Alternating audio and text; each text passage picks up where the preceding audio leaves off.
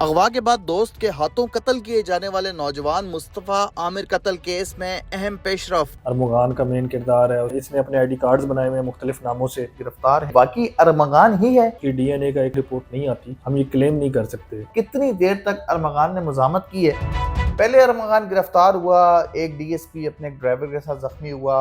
वो बहुत सारी चीजें जो है इस केस के हवाले से चल रही हैं, उसको पब्लिकली जो है अपडेट दी जा रही है। लेकिन जो शिराज का किरदार है, इसके हवाले से क्या हकीकत सामने आई? देखें, एक तो सबसे पहले मैं ये कहूँगा कि ये एक ऑन गोइंग इन्वेस्टिगेशन है और दौरान तफ्तीश अभी बहुत सारी चीज़ें हतमी तौर पे नहीं कही जा सकती। ये हतमी चीज़ें तभी होंगी जब हम चलान फाइनल पेश करेंगे। उसका किरदार जो सेक्शंस के हवाले से, अगर शिराज का क्या किरदार है, उसमें अरमगान का मेन किरदार है, उसके अलावा इनके साथ अगर कोई और बंदा शामिल है तो उनका क्या किरदार है, वो सारे ये हमारी चलान की फ़ाइनल स्टेज के ऊपर जब हम चलान पेश करते हैं तो उसमें वो दर्ज होता है। तब तक उसमें हम कुछ चीज़ हतमी तौर के ऊपर वो नहीं कह सकते।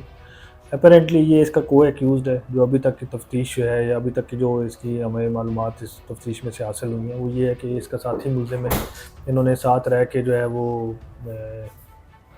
ये जुर्म किया है। फिर ये इसको बलूचिस्तान लेके गए, वहाँ से जैसे वहाँ पर एफआईआर की मौजूदगी है, वहाँ पर अननोन डेड बॉडी की है, उसकी भी अभी हमने गो के हमें मालूमात काफ़ी हद तक हमें सर्कमस्टेंशियल एविडेंस उसी तरफ लेके जाता है। लेकिन अभी भी जब तक उसकी डीएनए का एक प्रोसेस की हतमी रिपोर्ट नहीं आती, हम ये क्लेम नहीं कर सकते।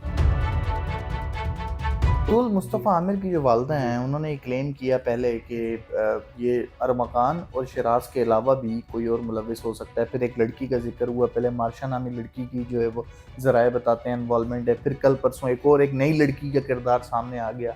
ये मुलजिम अरमगान और शिराज के अलावा किसी लड़की का किरदार भी है इस केस में। तफ्तीश ऐसी चीज़ है जिसके दौरान में अगर किसी मुल्ज़िम ने किसी बंदे से बात भी की होती है, कि किसी ने उस दिन वो मिला भी होता है, किसी से वो किसी तरीके से वो उसके साथ जो है वो उसका राब्ता भी होता है, तो उसको भी शामिल तफ्तीश किया जाता है, टटोला जाता है, उसको खंगाला जाता है।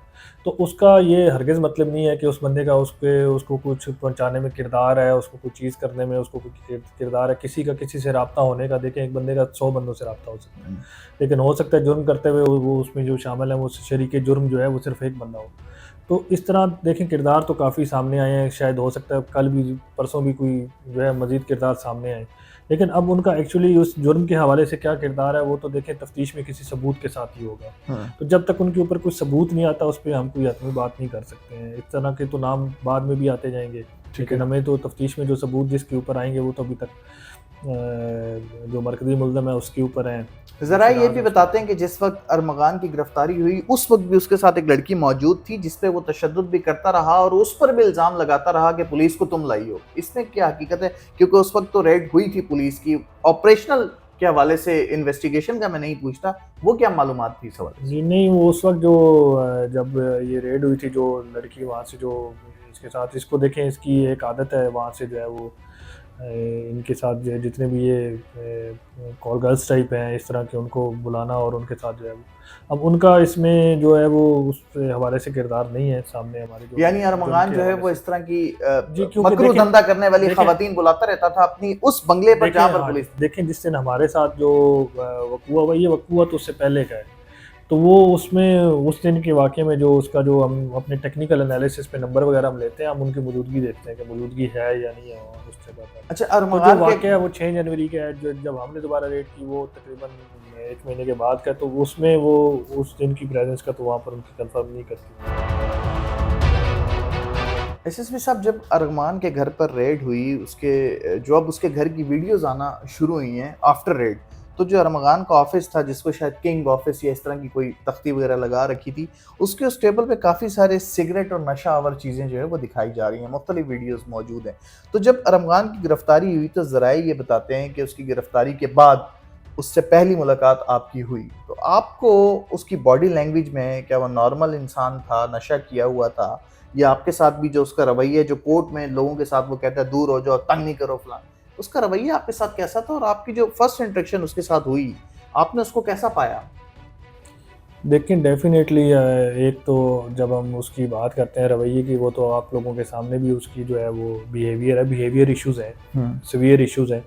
अब ये कोई साइकोलॉजिकली इसका जो प्रोफाइल डिटरमिन कर सकता है, ये कोई साइकोलॉजिस्ट बता सकता है कि actually what he is undergoing from, तो क्या बिहेवियर का इनका प्रॉब्लम है और इसके ऊपर साइकोलॉजी की कौन सी टर्म इसके ऊपर वो यूज़ होती है। कुछ टर्म पैरानॉइड की होती हैं, टेम्परेरी पैरानोया होता है, फिर इसके ऊपर जो है शिज़ोफ्रेनिया का भी लफ्ज़ इस्तेमाल करते हैं। लेकिन एक्चुअली ये किस चीज़ का मरीज़ है, ज़हनी मरीज़ है, नहीं है, वक्ती तौर पे उसके ऊपर जुर्म का असर है या जुर्म के ज़ेरे असर होके इसका जो है वो ये रिस्पॉन्स है या उसको बचाने के लिए, ये तो देखें एक नफ्सियात का माहिर आदमी ही बता सकता है। हम उसकी ये चीज़ें कर सकते हैं कि हम उसका बिहेवियर वो तहरीर करके हम एक साइकोलॉजिस्ट की हेल्प लेके वो बता सकें। मेडिकल मेडिकल हुआ है उसका अरमगान का, क्या देखिए उसकी मेडिकल रिपोर्ट आई है? देखिए हम ये कह सकते हैं कि उसकी जो है वो जो बिहेवियर है वो नॉर्मल नहीं है। अब वो एबनॉर्मल बिहेवियर है, पोर्ट्रेट बिहेवियर है, या वो किस वजह से वजूहात जो है वो ये हम जानेंगे। पुलिस पर हमला कर देना, एक डीएसपी जख्मी हो गया, उसका गनमैन जख्मी हो गया, जो उसका ये किरदार है, जो इसका ये एक्शन है, इससे तो लगता है आदि मुजरिम है, या ये मतलब इसको किसी चीज की कोई कानून के रिट का पता ही नहीं है, या शायद बाप की तरफ से शय उसको इतनी, या आखिर लोग कौन है? वालिद जो है अरमगान का वो अपने नाम के साथ कामरान कुरैशी लिखता है, कुरैशी लगाता है, अरमगान जो है वो मुगैरी लिखता है। ये मुअम्मा कैसे हल होगा? ये इसके पीछे का राज क्या है? देखिए इसमें पीछे का राज सिंपल सा है, इसकी जो है वो इसके ऊपर ऑलरेडी एफआईआर हैं और ये मतलूब है पुलिस को, तो ये अपनी आइडेंटिटी रिवील नहीं कर सकता है। इसने अपने आईडी कार्ड्स बनाए हुए हैं मुख्तलिफ नामों से, इसने अपने दोस्त को भी इसीलिए इस्तेमाल किया हुआ था कि वो मुख्तलिफ नामों से जाके उनकी एंट्रीज़ वगैरह करवाए। तो उसमें तो ये चीज़ इसका नाम का चेंज होना कोई इतनी स्ट्रेंज बात नहीं है। वो उसकी सिंपल सी रीज़न ये है कि ये अपने नाम से कहीं से भी किसी जगह से भी, क्योंकि हमारी तलाश डिवाइसेस हैं, फिर ये दूसरी एजेंसियों की अपनी डिवाइसेस हैं जहाँ पर ये सीएनआईसी से चेक होते हैं। तो ज़राए के मुताबिक तो बहुत कम लोग थे जो इसको अरमगान के नाम से जानते थे, ये अपने आप को बॉस कहलवाता था। एसएसपी साहब एक चीज़ बताइए जो कि बड़ी ज़रूरी भी है, क्या ये जो मुलजिम अरगमान जो गिरफ्तार है, क्या ये वाकई अरमगान ही है? क्या इसका नाम अरगमान ही है? देखिए ये तो इसका बिल्कुल इसकी आईडी कार्ड, जो इसका जो ओरिजिनल आईडी कार्ड है और जो इसका जो सीआर हुआ है वो, और जो इसकी तस्वीर हैं और जो इसका फादर है वो इसको ओन करता है। अब मुझे थोड़ा सा मैं भी पूछना चाहूँगा कि ये जो है वो मतलब आप अगर आप देखेंगे तो इसका रिकॉर्ड, इसको पहचानना, इसकी विटनेसेस, इसके फादर जो क्लेम कर रहे हैं वो तो डेफिनेटली अपने बेटे के लिए आएंगे ना, किसी और के लिए वो क्यों जाएंगे। इनके वालिद का इल्ज़ाम है अरगमान के कि वो पुलिस नहीं थे, डाकू थे, हालांकि ऑफिशियली एवीएलसी की टीम थी। ये कोई नया हमारे घर से जो है कोई नया इल्ज़ाम तो देखें पुलिस पे पहली दफ़ा तो ये लगा कोई नहीं है। ये तो आप जब भी देखेंगे कि जहाँ से भी पुलिस जाती है ये डकैती का तो आगे से बात आती है।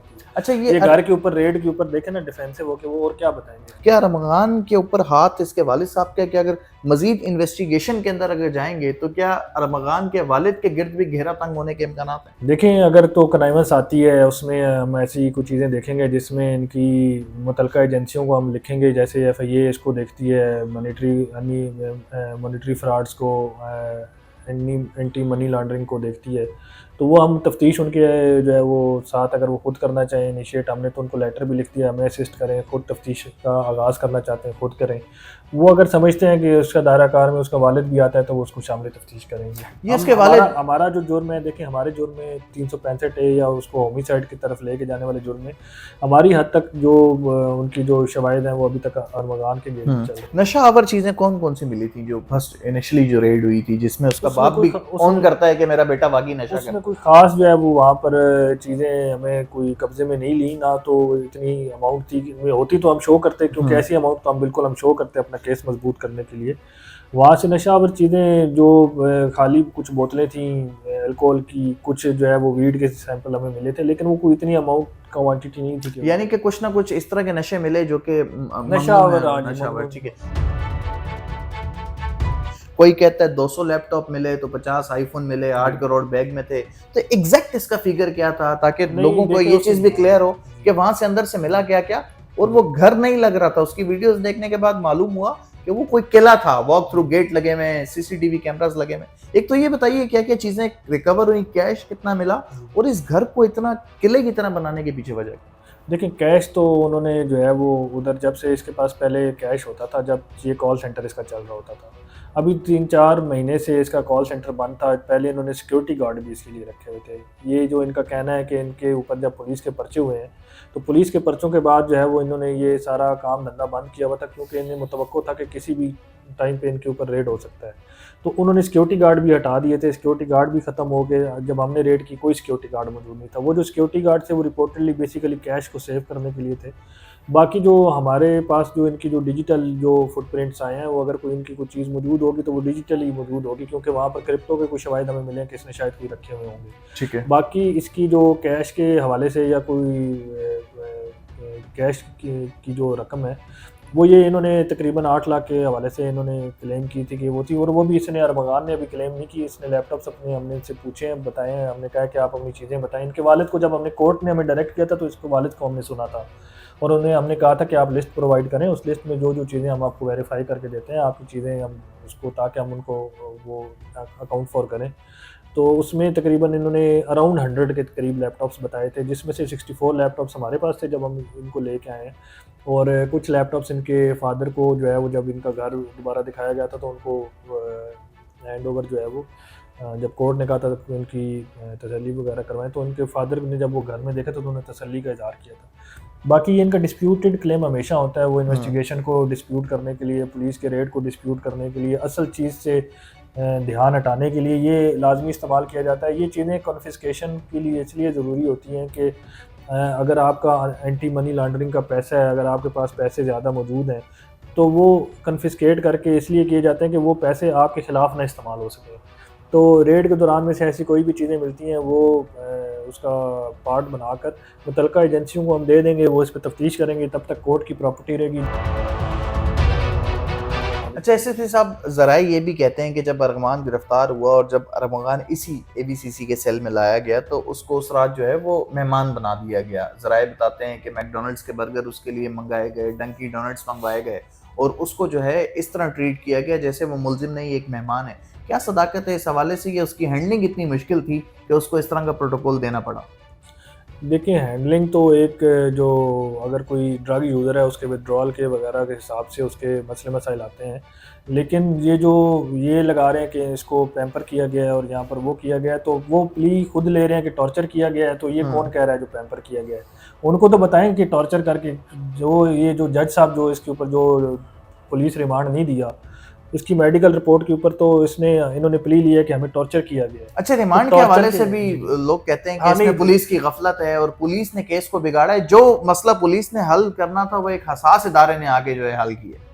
नहीं, देखें, रिमांड के हवाले से हसास इदारे का किरदार हमारे जो है वो उसमें इदारों का किरदार सारों का काबिल सताइश है। हमारे साथ हम सारा सिंकिंग में काम करते हैं, लेकिन जो पुलिस का किरदार है वो पुलिस का अपना किरदार है। रिमांड को दोबारा प्रोसिक्यूशन की मदद से रिमांड फाइल किया गया है, और कलअदम जो किया गया, जो हायर कोर्ट ने, जो हाई कोर्ट ने जो उसको कलअदम करार दिया है फैसले को, वो आउटराइटली कलअदम करार दे दिया है। उसके ऊपर उन्होंने कोई ऐसा नहीं किया कि आईओ ने जो है रिमांड के लिए गलत पेश किया है, रिमांड में कोई गलतियां हैं, हम फिर भी प्रोसिक्यूशन के कहने पे, उसमें साफ साफ लिखा है कि वो कलअदम है। अगर पुलिस की इसके ऊपर कोई गलती होती या कोई इसमें पुलिस पहले फाइल करने पे होती तो इस तरह का फैसला नहीं आता। आप फैसला पढ़ें, फैसला बड़ा क्लियर है। मकतूल मुस्तफा आमिर और की दूसरी बात मैं आपको वो टॉर्चर वाली रिपोर्ट की बात करूं कि पहली रिपोर्ट में जो ये कह रहे हैं कि ये पैम्पर हुआ है, तो वो मेडिकल रिपोर्ट जो टॉर्चर की है वो उसके ऊपर तो वो लिख रहे हैं कि हमें ज़रबें आई हुई हैं और वो चीज़ें आई हुई हैं, उधर उसके ऊपर उसको जेल कस्टडी कर रहे हैं, और इधर ये बता रहे हैं कि हम जो है वो इसको। अच्छा, आमतौर पर मुल्जिमान जो है वो पुलिस को अलग बयान देते हैं, अदालत जाके मुकर जाते हैं। शहराज की जो इब्तदाई तहकीकात हैं जो इस हवाले से, इन्वेस्टिगेशन तो अपनी जगह, लेकिन एक इब्तदाई तहकीकात होती है, उसमें कहते हैं कि शहराज ने इस बात को ऑन किया है कि एक लड़की के मामले पर जो है अरमगान की मुस्तफ़ा से लड़ाई हुई, काले रंग के रॉड से मारा, फिर हम लाश गाड़ी की डिग्गी में डाल के ले गए बलूचिस्तान, और फिर वहाँ से सुजुकी वाले से लिफ्ट ली और 2000 किराया दिया। ये बातें जो शहराज बता रहा है, इसमें कितनी हकीकत है? देखें, ये सारी चीज़ें हमारे सामने बताने की जितने भी मुल्ज़िमान हैं उनकी एविडेंशरी वैल्यू नहीं है। हम ये बातें, वैसे ये सारी बातें शहराज ने बताई हैं। देखें, ये सारी बातें अगर हम बताएंगे भी तो उनके घर वाले भी अभी डेफिनेटली आपके तवज्जुह से सुनेंगे, वो भी परेशान होंगे, और उनके वकला भी डेफिनेटली उसी अकॉर्डिंगली। तो केस के हवाले से मैं पूछना ये चाह रहा हूँ कि शहराज का जो बिहेवियर है वो भी अरमगान की तरह है कि वो हकीकत देखें, जो चीज़ें हैं ना, जो चीज़ें केस के हवाले से मैं आपको बता सकता हूँ वो ये हैं कि जो हमने उनको प्ली दी हुई है या जो जिस चीज़ के ऊपर हम वो बात करें, वो हम ये कह रहे हैं कि आप जो फैक्चुअली करेक्ट हैं वो बातें बताएं। हमारा बहैसियत पुलिस ऑफिसर ये काम है कि हमने जो जो एविडेंस इकट्ठा किया हुआ वो इनके सामने रखें और इनको कन्फ्रंट करें। हम इनको ये चीज़ें इनके सामने लाएं कि ये चीज़ें हमें मिल चुकी हैं, ये चीज़ें हमारी बरामद हो गई हैं, तो आप इसका क्या आप इसके जवाब देते हो? ठीक है। तो वो देखें, जो चीज़ें जिन चीज़ों का सबूत हमारे पास है उनसे तो उनको इनकार नहीं है। ठीक है। वो क्योंकि उनके सामने बिल्कुल वही चीज़ें हैं जो चीज़ें इनको पता है। लेकिन उसका वालिद अब तक हर चीज से इनकार कर देखिए, रहा है। वालिद तो उस वक्त बीच में मौजूद नहीं था, वालिद तो बाद ये में वैसे इनके वालिद का ताल्लुक कहाँ से है? ये आते कहाँ से हैं? इनके वालिद कहाँ? वो इनके कह रहे हैं मैं वालिद जांगा मांगा से आ रहा हूँ, इनके वो वालिद उल्टी-सीधी बातें करने लग देखिए, जाते हैं। इनके उनका वालिद बेसिकली कारोबार क्या है? इनके वालिद का एग्जैक्ट कारोबार तो हम अभी नहीं बता सकते, क्योंकि इनका वालिद हमारा पॉइंट ऑफ इंटरेस्ट नहीं है, ना हमारा जो है उसके साथ नहीं, है। वालिद इसका लेकिन इलीगल इसका एक्टिविटीज, इलीगल कारोबार देखिए, वो करता है कि लीगल कारोबार? एक हियर से है कि ये पहले मुलव्वस रहे हैं इस तरह की ठीक है। सरगर्मियों में। अभी करंटली एक्टिव हैं या नहीं है, ये तो अब मुतल्लिका इदारे बता सकते हैं। जो मुस्तफ़ा आमिर, उनकी वालदा जो है एवीएलसी पे तो एतमाद का इज़हार करती हैं, लेकिन जो एबीसीसी एवीसीसी पे एतमाद का इज़हार करती हैं, लेकिन जो वो कहती हैं कि जो फर्स्ट एफआईआर हमारी हुई जो साउथ पुलिस के हवाले से इन्वेस्टिगेशन की कोताही और मैं उन पे भी पर्चा दूंगी, तो ये तो रैंसम की कॉल आई तो एवीसीसी जो है वो यहाँ पर इन्वॉल्व हो गई। 20-25 दिन बाद कोई ना कोई सुराग लगना शुरू हुआ। तो अगर एवीसीसी की इन्वॉल्वमेंट नहीं होती, ये केस तो पता नहीं कहाँ उसी टाइम लटका रहता और ये तो किसी तरफ जाता ही नहीं। देखिए, मैं ये समझता हूँ, ये बात तो उनसे भी मैंने कही है कि जो मुतल्लिका ज़िले की पुलिस है और जो एवीसीसी है, इन दोनों के स्कोप ऑफ वर्क में और नेचर ऑफ वर्क में बड़ा फ़र्क है। हम एक सेंट्रलाइज इदारा है, सेंट्रलाइज इदारे के ऊपर कुछ हमारी जो है वो एक्सपर्टीज़ भी हैं। मुतल्लिका थाना जो है वो देखिए, उनके ऊपर बर्डन ज़्यादा है, उनके पास काफ़ी ज़्यादा थाने मौजूद हैं, उनका nature of work, scope of work different है। हमारा क्योंकि एक ही चीज़ में जो कि हीनियस क्राइम है उसके ऊपर हमारे पास जो स्टाफ की जो अप्रोच है वो एक डिफरेंट और एग्रेसिव है। तो उस एग्रेसिव अप्रोच की वजह से कुछ चीज़ें हमें कुछ हमारी जो चीज़ें वो जो हैं वो वाकई उसमें हम कर लेते हैं, लेकिन इसमें जो थाने की तफ्तीश के हवाले से जो चीज़ें रूटीन में जो कार्रवाई के हवाले से वो जो चलती हैं वो उन्होंने की हैं। अब उसमें इन्वेस्टिगेशन का क्या किरदार है, उसमें उनके ऑपरेशनल पुलिस का क्या किरदार है, मेरे ख्याल में इस पे एक इंक्वायरी भी हुई है, इंक्वायरी इनके सुपरवाइजर्स ने भी की है, उसमें उनका रोल डिफाइन किया। आप क्या समझते हैं कि साउथ पुलिस के हवाले से तहकीकात होनी चाहिए कि इस केस को इतना डिले और लाइट क्यों लिया गया? देखें, तहकीकात, उनकी इंक्वायरी ऑलरेडी हमने भी अपनी वजूहत बताई हैं कि केस हमारे पास है, हमने एक्सप्लेन किया है। हालांकि इंक्वायरी तो आप पर भी चल पड़ी है शायद कि नहीं, एबीसीसी को भी इन्वॉल्व किया देखें, जाएगा। एक फैक्ट है जिसके ऊपर इंक्वायरी की गई है कि पहले जब ये मुकदमा जो है वो दर्ज हुआ है उसके बाद पुलिस ने क्या किया है, उसमें जब तक हमारे पास था हमने बताया है, जब तक उनके पास था उन्होंने बताया। ठीक है। अच्छा, एसएसपी साहब, एक ज़रूरी चीज़ ये है कि जब अरमगान की गिरफ्तारी के लिए रेड की गई, आपकी टीम गई थी, कितनी नफरी मौजूद थी और उस वक्त आप लोगों को अंदाज़ा था कि इतनी शदीद मुज़ामत का सामना करना पड़ेगा और कितनी देर तक अरमगान ने मुज़ामत की है और जिस तरह का असला वो चला रहा था, इस्तेमाल कर रहा था और जो असला उसके पास से निकला है, क्या वो ट्रेनिंग याफ्ता था? क्या पहले भी असला वगैरह चलाता रहा है? उसके इस रिएक्ट से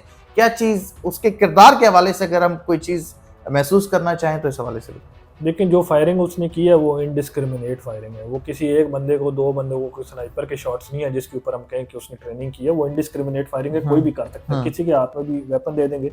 इसको असले का शौक है तो डेफिनेटली उसने उनको रीड भी किया होगा, तो उसने इनडिस्क्रिमिनेट फायरिंग की है। उसकी ज़द में कोई भी आया तो उसको गोली लगी है। वो एक फायरिंग के से जो जख्मी होने वाला एक जो इसीलिए उसमें दहशतगर्दी की दफात भी शामिल है कि वो एक ऐसी फायरिंग है जो खौफ व हरास फैलाने के लिए की है और उसी की ज़द में जो है वो बंदों को गोलियां लगी हैं। तो ट्रेनिंग हासिल करने वाला तो अभी पहलू हम नहीं समझते कि अभी हमारे सामने